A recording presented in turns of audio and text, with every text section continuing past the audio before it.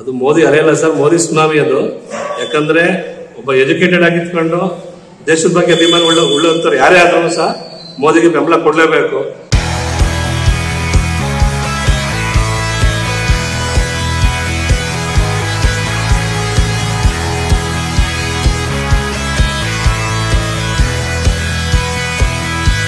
ಐದು ಗ್ಯಾರಂಟಿ 6 ತಿಂಗಳಿಗೆ 9 ಜನನ. ನಮಸ್ಕಾರ ಸ್ನೇಹಿತರೆ, ಲೋಕಸಭೆ ಚುನಾವಣೆಗೆ ದಿನಗಳನ್ನೇ ಆರಂಭವಾಗಿದೆ. 5 ಗ್ಯಾರಂಟಿಗಳ ಮೂಲಕ ಅಧಿಕಾರಕ್ಕೆ ಬಂದಿರೋ ಕಾಂಗ್ರೆಸ್ ಅದೇ ಟ್ರಂಪ್ ಕಾರ್ಡ್ ಆಧಾರದ ಮೇಲೆ ಲೋಕಸಭೆ ಚುನಾವಣೆಗೆ ಸಜ್ಜಾಗ್ತಿದೆ. ಹಲವು ಚುನಾವಣೆಗಳಲ್ಲಿ ಕೂಡಾವಳಿ ಮಾಡಿಕೊಂಡು ಕಳೆದ ವಿಧಾನಸಭಾ ಚುನಾವಣೆಯಲ್ಲಿ ಸೋತು ಸುಣ್ಣವಾಗಿರುವ ಬಿಜೆಪಿ ಮತ್ತು JDS ಈಗ ಜೋಡೆತ್ತುಗಳಾಗಿ ಚುನಾವಣೆಗೆ ರೆಡಿಯಾಗ್ತಿದೆ. 5ನೇ ಗ್ಯಾರಂಟಿ ಘೋಷಣೆಗೆ ರಾಜ್ಯ ಸರ್ಕಾರ ಸಜ್ಜಾಗುತ್ತಿರುವ ನಡುವೆಯೇ ಮಳವಳ್ಳಿ ತಾಲೂಕಿನ ಚಿಕ್ಕಮಾಳಿಗೆ ಕೊಪ್ಪಲು ಗ್ರಾಮದ ಜನತೆ 9 ಗ್ಯಾರಂಟಿಗಳನ್ನ ಕೊಟ್ಟಿದ್ದಾರೆ. ಅಂದರೆ ಇಲ್ಲಿನ ಹಾಲು ಉತ್ಪಾದಕರ ಸಹಕಾರ ಸಂಘದ ಚುನಾವಣೆಯಲ್ಲಿ 9ಕ್ಕೆ 9 ಕೂಡ JDS ಪಾಲಾಗಿವೆ. ಜೊತೆಗೆ ಮುಂದಿನ ಲೋಕಸಭಾ ಚುನಾವಣೆ ಬಗ್ಗೆ ಅವರ ಮಾತೇನು ಅಂತ ನೀವೇ ಕೇಳಿ. ಇವತ್ತು ಮೊದಲನೇದಾಗಿ ಚಿಕ್ಕಮಾಳಿಗೆ ಕೊಪ್ಪಲು ಗ್ರಾಮದ ಮತದಾರ ಬಂಧುಗಳ ಪಾದಾರಗಳಿಗೆ ನಮಸ್ಕರಿಸುತ್ತಾ, ಅವರು ಇವತ್ತು ನಮ್ಮ JDS ಪಕ್ಷದ ಅಭ್ಯರ್ಥಿಗಳಾದಂಥ ಎಲ್ಲ 9ಕ್ಕೂ 9 ಜನರನ್ನು ಗೆಲ್ಲಿಸಿಕೊಂಡಿದ್ದಾರೆ. ಅವ್ರ ಬಗ್ಗೆ ನಾವು ಎಲ್ಲರ ಪರವಾಗಿ ಕೃತಜ್ಞತೆಗಳನ್ನು ಸಲ್ಲಿಸ್ತೇವೆ. ಜೊತೆಗೆ ಇವತ್ತು ನಮಗೆ ಎಲ್ಲ ರೀತಿಯಲ್ಲೂ ಸಹಕಾರ ಕೊಟ್ಟಂಥ ಎಲ್ಲ ನಮ್ಮ ಮಿತ್ರ ಬಂಧುಗಳಿಗೆ ಮತ್ತು ನಮ್ಮ ಜೊತೆಯಲ್ಲಿದ್ದಂಥ ನಮ್ಮ ಎಲ್ಲ ಕಾರ್ಯಕರ್ತರುಗಳಿಗೆ ಎರಡನೇದಾಗಿ ಅವ್ರಿಗೂ ಕೂಡ ನಮ್ಮ ಹೃತ್ಪೂರ್ವಕ ವಂದನೆಯನ್ನು ಸಲ್ಲಿಸ್ತೀವಿ. ಜೊತೆಗೆ ನಾವು ಯಾವುದೇ ರೀತಿಯಲ್ಲೂ ಚುನಾವಣೆಯನ್ನು ಇವತ್ತು ಗೆದ್ದಿದ್ದೀವಿ. ಮುಂದೆ ಈ ಅಭಿವೃದ್ಧಿ ಹಾಲು ಉತ್ಪಾದಕರ ಸಂಘವನ್ನು ಅಭಿವೃದ್ಧಿಯತ್ತ ತೆಗೆದುಕೊಂಡು ಹೋಗ್ತೀವಿ ಅಂತ ಹೇಳಿ ಹೋರಾಟ ಮಾಡಿ ಇವತ್ತು ಗೆದ್ದಿದ್ದೀವಿ. ಮುಂದಿನ ದಿನದಲ್ಲಿ ನಮ್ಮ ಏನು ಸದಸ್ಯರುಗಳಿದ್ದಾರೆ ಅವರು ಒಗ್ಗಟ್ಟಿನಿಂದ ಇದನ್ನು ಅಭಿವೃದ್ಧಿಪಡಿಸಬೇಕು ಅಂತ ಹೇಳೋದು ನಮ್ಮ ಉದ್ದೇಶ. ಹೋದ್ಸರೂ ಕೂಡ ಹಿಂಗೆ ಗೆಲ್ಸ್ಕೊಟ್ಟಿದ್ರು ನಮ್ಮ ಜನ. ಒಂದು ಬಿಲ್ಡಿಂಗ್ ಕಟ್ಟವ್ರೆ. ಇನ್ನು ಮುಂದಿನ ದಿನದಲ್ಲಿ ಈ ಡೈರಿ ಉದ್ಧಾರ ಏನು ಬೇಕು, ಏನು ಮಾಡಬೇಕು, ಜನಗಳಿಗೆ ಏನು ಸವಲತ್ತು ಸಿಗುತ್ತೆ ಅದನ್ನು ತಲುಪಿಸುವಂಥ ರೀತಿಯಲ್ಲಿ ಎಲ್ಲರೂ ಒಗ್ಗಟ್ಟಾಗಿ ಕೆಲಸ ಮಾಡಲಿ ಅಂತ ನನ್ನ ಬಯಕೆ. ಅದನ್ನು ಒಗ್ಗಟ್ಟಾಗಿ ಎಲ್ಲರೂ ಕೂಡ ಅದನ್ನು ನಡೆಸ್ಕೊಂಡು ಹೋಗಿ ಅಂತ ಮೂಲಕ ನಿಮ್ಮಲ್ಲಿ ಮನವಿ ಮಾಡ್ತೀನಿ. ಯುವಕ ಮಿತ್ರರು ಕೂಡ ಸಪೋರ್ಟ್ ಮಾಡಿದಂಥ ಎಲ್ಲ ಯುವಕ ಮಿತ್ರರಿಗೆ ಈ ಸಮಯದಲ್ಲಿ ಹೃತ್ಪೂರ್ವಕ ವಂದನೆ ನೀಡುತ್ತೆ. ಇಷ್ಟು ಮಾತಾಡೋ ಅವಕಾಶ ಕೊಟ್ಟಂತ ತಮ್ಮೆಲ್ಲರಿಗೂ ಮಾಡ್ತೀನಿ. ಸರ್, ನಿಮ್ಮ ಹೆಸರು ಸರ್? ಸೋಮಶೇಖರ್ ಉರ್ಫ್ ನಟೇಶ್ ಅಂತ, ಕಲ್ಕುಣಿ ತಾಲೂಕ್ ಪಂಚಾಯತಿ ಮಾಜಿ ಸದಸ್ಯರು. ಸರ್, ನಿಮ್ಮ ಒಂದು ಗ್ರಾಮದ ಹಾಲಿನ ಡೈರಿಯಲ್ಲಿ 9ಕ್ಕೆ 9 ಜನ JDSನ ಗೆಲುವಾಗಿದೆ. ಹೌದು.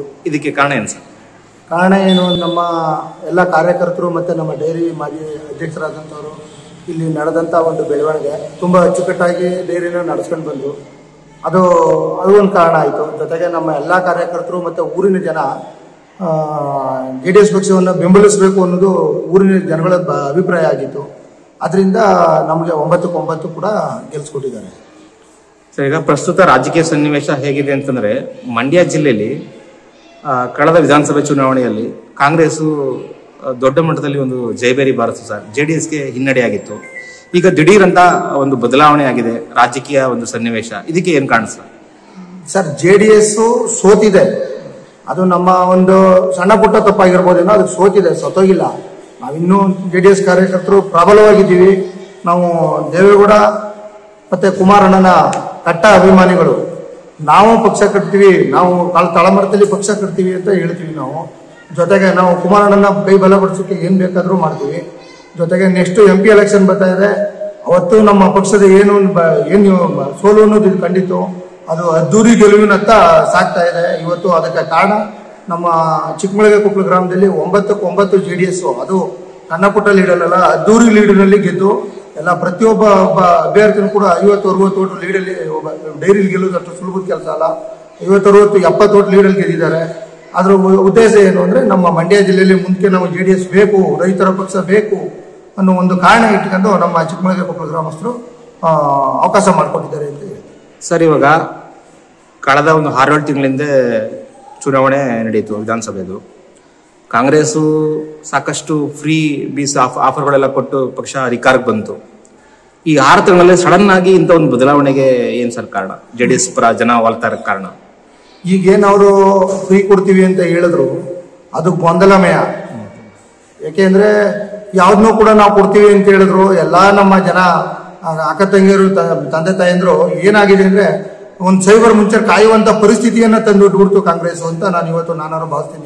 ಸರ್, ಕಾಂಗ್ರೆಸ್ನ ಒಂದು ಉಚಿತ ಒಂದು ಯೋಜನೆಗಳಿದೆಯಲ್ಲ, ಆ ಯೋಜನೆಗಳಿಂದ ನಿಜಕ್ಕೂ ಜನಗಳಿಗೆ ಅನುಕೂಲ ಆಗಿದೆ ಸರ್. ಇವತ್ತು ತಮ್ಮ ಮೀಡಿಯಾ ಮುಂದೆಗಡೆ ಹೇಳೋದಾದ್ರೆ ಇವತ್ತು ನಮ್ಮ ಬಸ್ ಹತ್ತೋದಕ್ಕೆ ನಮ್ಮ ಅಕ್ಕ ತಂಗಿಯರು ಹೋಗಿ ಇದಕ್ಕೆ ಹೋಗ್ತಾ ಇದ್ದಾರೆ, ವಿದ್ಯಾರ್ಥಿಗಳು ಹೋಗ್ತಾ ಇದ್ದಾರೆ, ಅವ್ರಿಗೆ ತುಂಬಾ ತೊಂದರೆ ಆಗ್ತಾ ಇದೆ. ಯಾವ ರೀತಿ ಅಂದ್ರೆ ಯಾರು ಕೂಡ ಬಸ್ ಹತ್ತಕ್ಕೆ ಆಗ್ತಾ ಇಲ್ಲ ಅಂತ ಪರಿಸ್ಥಿತಿ. ಫ್ರೀ ಕೊಡ್ತೀವಿ ಅಂತ ಹೇಳಿ ಬಸ್ಗಳನ್ನ ಕಡಿಮೆ ಮಾಡಿದ್ರು.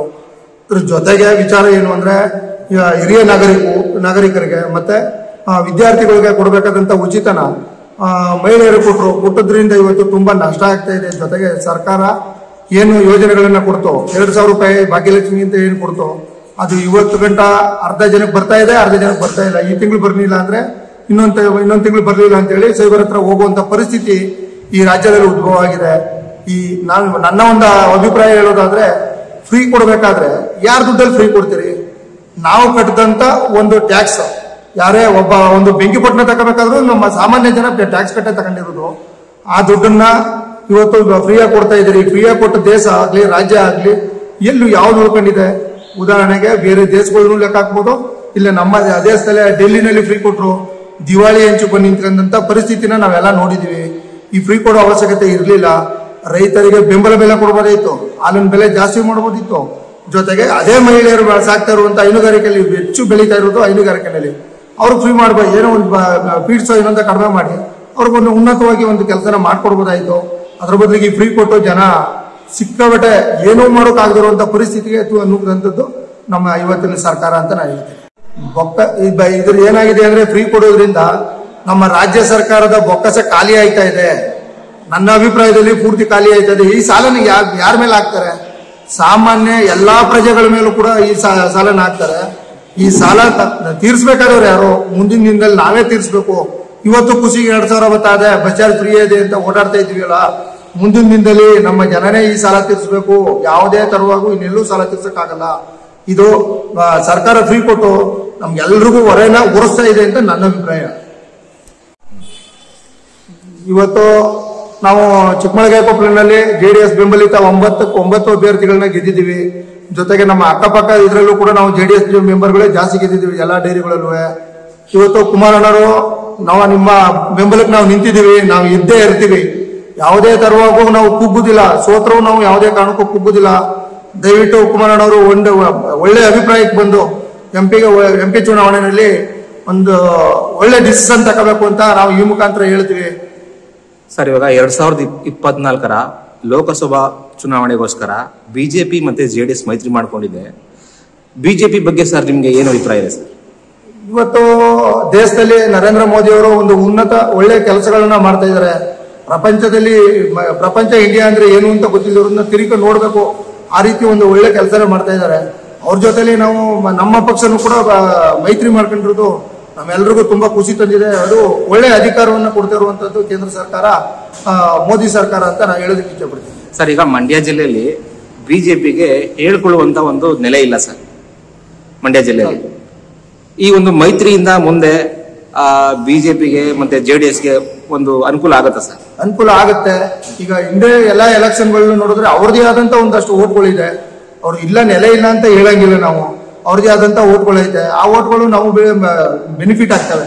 ಈಗ ಆಲ್ರೆಡಿ ನಾವು JDSನವರು ಹೈಯೆಸ್ಟ್ ಓಟ್ ತಗೋತಿದ್ದೋ, ಅದಕ್ಕಿಂತ ಇನ್ನು ಅವ್ರಿಗೂ ಕೂಡ ಇನ್ಕ್ಲೂಡ್ ಆದ್ರೆ ನಾವು ಇನ್ನೂ ಹೈಯೆಸ್ಟ್ ಓಟ್ ತಗೊಂಡು ನಾವು ಈ ಜಿಲ್ಲೆನಲ್ಲಿ ಒಳ್ಳೆ ಒಂದು ಕಾರ್ಯಕ್ರಮಗಳನ್ನ ಮಾಡೋದಕ್ಕೆ ಒಂದು ಅಭಿಪ್ರಾಯ ಆಗುತ್ತೆ. ಸರ್, ಈಗ ಬಿಜೆಪಿ ಮತ್ತು JDS ಮೈತ್ರಿ ಆಗಿರೋದ್ರಿಂದ ಮಂಡ್ಯ ಜಿಲ್ಲೆಯಲ್ಲಿ ಮೋದಿ ಅವರ ಒಂದು ಮ್ಯಾಜಿಕ್ ನಡೆಯುವ ಸಾಧ್ಯತೆ ಇದೆ ಸರ್? ಹೌದು. ನಾವು ಈಗ ಅದನ್ನ ಅಲ್ಲಗಳೆಯುವಂತದ್ದಿಲ್ಲ. ಯಾಕೆಂದ್ರೆ ಅವ್ರು ಕೊಟ್ಟಂತ ಪ್ರಧಾನ ಮಂತ್ರಿ ಫಸಲ್ ಬಿಮಾ ಯೋಜನೆ ಇರ್ಬೋದು, ಮತ್ತೆ ರೈತರ ಅಕೌಂಟ್ಗೆ 2,000 ರೂಪಾಯಿ ಆಗ್ತಾ ಇರುವಂತದ್ದು ಇರ್ಬೋದು, ಎಲ್ಲಾ ರೀತಿನಲ್ಲೂ ಜನರಿಕ್ ಔಷಧಿ ಮೆಡಿಸಿನ್ಸ್ ಇರ್ಬೋದು, ಎಲ್ಲಾ ರೀತಿನಲ್ಲೂ ನಾವು ಈಗ ರಾಜಕೀಯ ಅಂತ ಬಂದಾಗ ನಾವು ರಾಜ್ಯದಲ್ಲಿ ನೋಡುವಾಗ ನಾವು JDS ಅಂತೀವಿ. ದೇಶ ನೋಡುವಾಗ ದೇಶ ಕಟ್ಟುವಂತ ಒಬ್ಬ ವ್ಯಕ್ತಿ ಯಾರು ಇದ್ರೆ ಅದು ನರೇಂದ್ರ ಮೋದಿ ಅವರು ಅಂತ ನಾವು ಈ ಮುಖಾಂತರ ಹೇಳಕ್ ಇಷ್ಟಪಡ್ತೀವಿ. ಯಾಕೆಂದ್ರೆ ಅವರು ಅವ್ರದೇ ಆದಂತ ಒಂದು ಮನಸ್ಥಿತಿನ ಇಟ್ಕೊಂಡು ಜನಕ್ಕೆ ಅನುಕೂಲ ಆಗಲಿ ಅಂತ ಜನರಿಗೆ ಔಷಧಿ ಕೇಂದ್ರ ತೆಗೆದ್ರು. ಅದರಲ್ಲಿ ಬರೀ 2 ರೂಪಾಯಿ 5 ರೂಪಾಯಿಗೆ 50 ರೂಪಾಯಿ ತಗೊಟ್ಟು 100 ರೂಪಾಯಿ ಕೊಟ್ಟು ತಗೊಂಡು ಔಷಧಿ ಬರೀ 2 ರೂಪಾಯಿ 10 ರೂಪಾಯಿ 50 ರೂಪಾಯಿಗೆ ತಿಂತಾರೆ. ಅದರಿಂದ ಇದು ಮಂಡ್ಯ ಜಿಲ್ಲೆ ಒಳಗೆ ಅತ್ಯಂತ ಮ್ಯಾಜಿಕ್ ಮಾಡುತ್ತೆ. ಅದೇ ಅವ್ರದೇ ಆದಂತ ಒಂದು ಓಟನ್ನ ತಗೊಬರುತ್ತೆ ಅಂತ ನಾನು ಬಿಜೆಪಿ ಕೂಡ ಹೇಳ್ತೀನಿ. ಸರ್ ನಿಮ್ಮ ಹೆಸರು ಸರ್? ತಮ್ಮ ಹೆಸರು ನಾಗರಾಜ್ ಅಂತ. ಈ ಒಂದು ನಿಮ್ಮ ಡೈರಿ ಚುನಾವಣೆಯಲ್ಲಿ ಸರ್ 9ಕ್ಕೆ 9 JDS ಆಯ್ಕೆಯಾಗಿದೆ. ಇದರ ಹಿಂದಿರುವ ಕಾರಣ ಏನು ಸರ್? ಸರ್ ಇದು ಹಿಂದಿರುವಂದ್ರೆ ನಮ್ಮ JDSನ ಕಾರ್ಯಕರ್ತರು ಹಾಗೂ JDSನ ನಂಬರ್ಗಳು 9 JY ಭಾಷೆಯ ಉದ್ದೇಶ ಏನಂದ್ರೆ ಈ ಆಲ್ ಇಂಡಿಯಾ ಒಂದು ಉನ್ನತ ಮಟ್ಟ ತಗೊಂಡು ಹೋಗಿದ್ವಿ.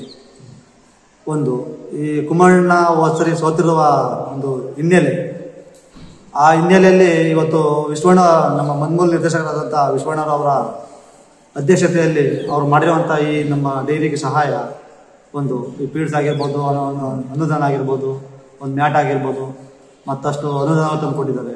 ಆ ಎಲ್ಲ ತಿಳ್ಕೊಂಡು ನಮ್ಮ ಊರಿನ ಸದಸ್ಯ ಸೇರ್ದಾರಗಳಂತ ಎಲ್ಲರೂ ಬಹುಮತ ಕೊಟ್ಟು ನಮ್ಮನ್ನ ಜೀವಿಸಲಾಗಿ ಮಾಡಿದ್ದಾರೆ 9-9. ಸರ್ ನೀವು ಅಧ್ಯಕ್ಷರಾಗಿ ಆಯ್ಕೆ ಆಗಿದ್ದೀರಾ ಸರ್? ನೀವು ಹೌದು ಸರ್. ನಿಮ್ಮ ಅಧ್ಯಕ್ಷರಾಗಿ ಸರ್ ಏನೇನು ಯೋಜನೆಗಳು ಹಾಕೊಂಡಿದ್ದೀರಾ ಭವಿಷ್ಯದಲ್ಲಿ ಈ ಒಂದು ಒಂದು ಡೈರಿನ ಒಂದು ಅಭಿವೃದ್ಧಿ ಮಾಡಕ್ಕೆ?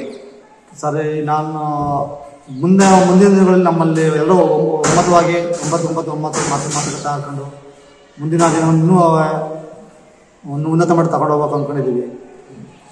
ಒಂದು ವಾಟರ್ ಪ್ಲಾಂಟ್ ಇರ್ಬೋದು, ಇನ್ನು ಮತ್ತೊಂದು ಯಾವ್ದಾರು ಇನ್ನೊಂದು ಇರ್ಬೋದು, ತಗೊಂಡೋಗಿ ಮಟ್ಟದಲ್ಲಿ ಇದ್ದೀವಿ.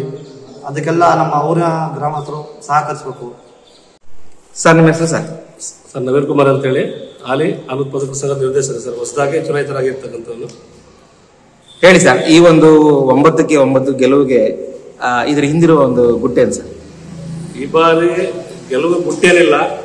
ಕಳೆದ ಚುನಾವಣೆಯಲ್ಲಿ ಕುಮಾರಣ್ಣನ ನಮ್ಮ JDS ಪಕ್ಷದ ಸೋಲು ಈ ಬಾರಿ ಜನರಲ್ಲಿ ಜಾಗೃತಿನ ಕೊಡ್ತಾ ಇದೆ. ಮತ್ತೆ ಕಳೆದ ಬಾರಿ ನಮ್ಮ ಡೈರಿ ನಡೆದಿರ್ತಕ್ಕಂಥ ಕೋರಂ ಇಲ್ಲದೆ ಅನುಭವಿಸಿರುವಂತಹ ನೋವನ್ನ ಜನ ಅರ್ತು ನಮ್ಗೆ 9-9 ಸಹ ದಾರಿ ಮಾಡಿಕೊಟ್ಟಿದ್ದಾರೆ. ಒಂದು ಒಳ್ಳೆ ರೀತಿ ಆಡಳಿತ ಕೊಟ್ಟು, ಆಲ್ರೆಡಿ ಕಳೆದ ಬಾರಿಯಲ್ಲೂ ಒಂದು ಒಳ್ಳೆ ಆಡಳಿತ ಕೊಟ್ಟಿದ್ರು, ಅದಕ್ಕೆ ತೊಂದರೆ ಆಗದಂತೆ ಮುಂದೆ ಕಾರ್ಯನಿರ್ವಹಿಸಿ ಅಂತ ಅಂದ್ಬಿಟ್ಟು ಒಂದು ರೀತಿ ಒಳ್ಳೆ ರಿಸಲ್ಟ್ ಕೊಟ್ಟಿದ್ದಾರೆ ಸರ್.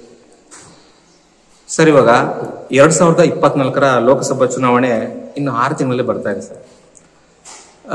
ದೇಶದಲ್ಲಿ ಮೋದಿ ಅಲೆ ಇದೆ ಅಂತ ಒಂದಷ್ಟು ರಿಪೋರ್ಟ್ಗಳು ಬರ್ತಾ ಇದೆ. ಈ ಬಾರಿ ನೀವು ಲೋಕಸಭಾ ಚುನಾವಣೆಯಲ್ಲಿ ಮೋದಿ ಅವ್ರನ್ನ ಬೆಂಬಲಿಸ್ತೀರಾ ಸರ್? ಅದು ಮೋದಿ ಅಲೆ ಅಲ್ಲ ಸರ್, ಮೋದಿ ಸುನಾಮಿ ಅದು. ಯಾಕಂದ್ರೆ ಒಬ್ಬ ಎಜುಕೇಟೆಡ್ ಆಗಿತ್ಕೊಂಡು ದೇಶದ ಬಗ್ಗೆ ಅಭಿಮಾನ ಉಳ್ಳಂತವ್ರು ಯಾರೇ ಆದ್ರೂ ಸಹ ಮೋದಿಗೆ ಬೆಂಬಲ ಕೊಡ್ಲೇಬೇಕು. ಯಾಕಂದ್ರೆ ಅವರ ತಂದಂತ ಕಾನೂನುಗಳು ಜನಸಾಮಾನ್ಯರು ಬಿಡಿ ಸರ್, ಒಂದು 370 ಇರ್ಬೋದು, ಆಮೇಲೆ ಇದು ತಲಾಕ್ ವಿಚಾರದಲ್ಲಿ ಆಗಿರ್ಬೋದು, ಪ್ರತಿಯೊಂದು ಧರ್ಮ ಪಂಗಡ ಅಂತ ಯಾವುದೇ ವಿಚಾರದಲ್ಲೂ ಸಹ ಗಮನ ಮಾಡದೆ ನಮ್ಮ ಜನಗಳಿಗೆ ಅನುಕೂಲ ಆಗೋ ರೀತಿ ನೆಮ್ಮದಿಯ ಸಹಬಾಳ್ವೆ ನಡೆಸಬೇಕು ಅನ್ನೋ ಕಾರಣಕ್ಕೋಸ್ಕರ ಇವತ್ತು ಮೋದಿ ಅವರಿದ್ದಾರೆ. ಜೊತೆಗೆ ವಿದೇಶಗಳಲ್ಲೂ ಸಹ ಮೋದಿ ಮೇಲೆ ಅನ್ನೋದು ತುಂಬಾ ಒಪ್ಕೊಂಡಿದೆ. ಅದು ಯಾವುದೇ ರೀತಿಯೂ ಕಡಿಮೆ ಆಗೋದಿಲ್ಲ. ಅದು ಈ ಎಲೆಕ್ಷನ್ಗಳಲ್ಲಿ ಈ ಲೋಕಸಭಾ ಚುನಾವಣೆಯಲ್ಲಿ ಖಂಡಿತ ಈ JDS ಪ್ಲಸ್ ಬಿಜೆಪಿ ಮೈತ್ರಿ ಏನಿದೆ ಖಂಡಿತ ಕೈ ಹಿಡಿದಿದೆ ಸರ್. ಸರ್ ಕೆಲ ಒಂದು ಪಕ್ಷದವರು ಮೋದಿ ಅವ್ರ ಬಗ್ಗೆ ಕೋಮುವಾದಿ ಅಂತ ಹೇಳ್ತಾರೆ ಸರ್, ಅದ್ರ ಬಗ್ಗೆ ಏನ್ ಹೇಳ್ತೀರಾ ಸರ್? ಕೋಮುವಾದಿ ಆಗಿದ್ರೆ 370 ಏನು ಕಾಶ್ಮೀರದಲ್ಲಿ ಈ ಕಾಂಗ್ರೆಸ್ನವರು ಏನ್ ಇಲ್ಲಿವರೆಗೂ ಅದನ್ನ ಬೆಂಬಿಡದ ಬೂತ್ ತರ ಪಾಲಿಸ್ಕೊಂಡ್ ಬಂದಿದ್ರು, ಅದನ್ನ ತೆಗೆದು ದೇವೇಗೌಡ ಇದ್ದಾಗಂತ ಕಾಶ್ಮೀರದ ಎಲೆಕ್ಷನ್ ನಡೆದಂತ ವಿಚಾರದಲ್ಲಿ ಇವತ್ತು ಅದನ್ನ ಒಳ್ಳೆ ರೀತಿಯಲ್ಲಿ ಆಡಳಿತ ಕೊಡಬೇಕು ಅಂತ ಮೋದಿಜಿ ಅವರ ಪ್ರಯತ್ನದಿಂದನೇ ಇವತ್ತು ಒಳ್ಳೆ ನೆಮ್ಮದಿಯಾದ ಆಡಳಿತ ಕಾಶ್ಮೀರದಲ್ಲಿ ಕಾಣ್ತಾ ಇದೀವಿ ಸರ್. ಈಗ ನೆಮ್ಮದಿಯ ಜೀವನ ನಡೆಸ್ತಾ ಇದ್ದಾರೆ. ಅದರಿಂದ ಅವ್ರ ಜೊತೆಗೆ ಮುಸ್ಲಿಂ ಯುವತಿಯರಿಗಾಗಲಿ ಹೆಂಗಸರುಗಳಿಗಾಗಲಿ ತುಂಬಾನೇ ಈ ತಲಾಖನ ವಿಚಾರದಲ್ಲಿ ತುಂಬಾನೇ ಸಮಸ್ಯೆಗಳಾಗಿತ್ತು.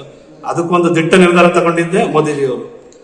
2014ರ ಚುನಾವಣೆಗೂ ಮೊದಲೇ ಸರ್ ಮೋದಿ ಅವರು ಪ್ರತಿಯೊಬ್ಬರಿಗೂ 15 ಲಕ್ಷ ಕೊಡ್ತೀನಿ ಅಂತ ಹೇಳಿದ್ರು ಅಂತ ಕೆಲ ಪಕ್ಷಗಳವರು ಆರೋಪ ಮಾಡ್ತಾರೆ ಸರ್, ಅದ್ರ ಬಗ್ಗೆ ನಿಮ್ಮ ಅಭಿಪ್ರಾಯ ಸರ್? ಅಲ್ಲ, 15 ಲಕ್ಷಕ್ಕಿಂತ ಹೆಚ್ಚಾಗಿ ನಮ್ಮ ಗೌರವದಿಂದ ಬಾಳದನ್ನ ನಮ್ಗೆ ಕಲಿಸ್ತಾ ಇದ್ದಾರೆ. ಈಗ ಎಲ್ಲ ಬೇರೆ ದೇಶಗಳು ಇಲ್ಲ ಬೇರೆಯವ್ರ ಮೇಲೆ ನಾವೆಲ್ಲ ಡಿಪೆಂಡ್ ಅಪನ್ ಆಗಿದ್ದು ಇವತ್ತು ನಮ್ಮ ಸ್ವಂತ.